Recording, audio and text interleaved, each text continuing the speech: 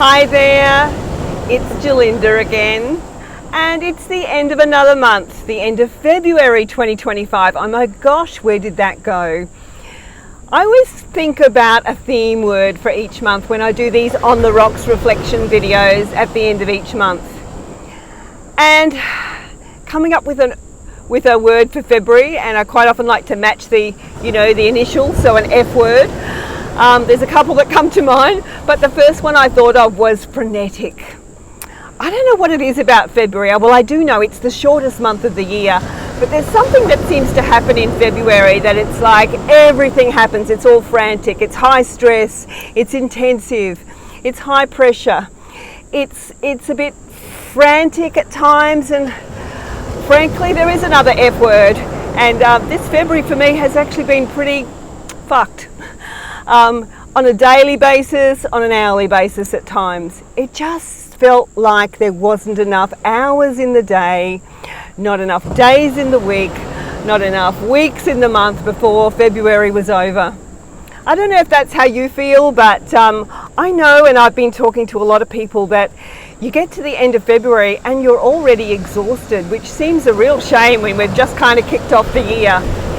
So sometimes we tend to perhaps feel that we've got to make up in February for all that sort of slowness or momentum slow down, if you like, that happens kind of through December, and then it takes a while for everything to kick in January, and all of a sudden February is like boom, like I've got to get it all done in 1 month. So I think that's where the pressure sometimes comes from.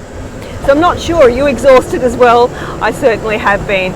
And in the last week of February, I took a bit of time off to just reflect on what's working, what's not. It's important to sometimes just pause and perhaps re-look at the plans that you have for the year and just see what are the things that you can tweak along the way.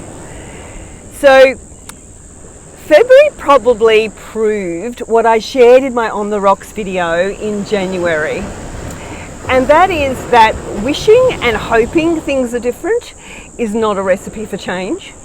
And that it's only when we change things that we are going to get better outcomes.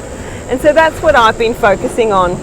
I want to just share with you 3 learnings that have really entrenched in my head that I've taken from January, February, but particularly February. And with having that pause last week, it's become really clear to me. I'm not sure if these will help you, but if you're feeling a bit similar in needing to make some changes because things is just not happening the way they need to be for you, then maybe this will help. My number 1 learning from February is know when enough is enough.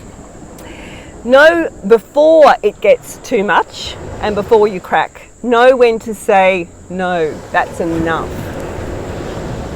Number 2 learning for me is accept the stuff that you can't change, the stuff that isn't in your remit to change or your scope. That as much as you would like to action that change, the mission is impossible. You can't change things that are not in your remit or scope. Just acceptance of that. And number 3 is accept that you can't change people's behaviours. They own that. They own their responses. And that as much as you can see the need for change, unless they can see the need for change and the flow-on impact that their behaviours or whatever is happening, then accept that you actually don't own others' behaviours or others' choices.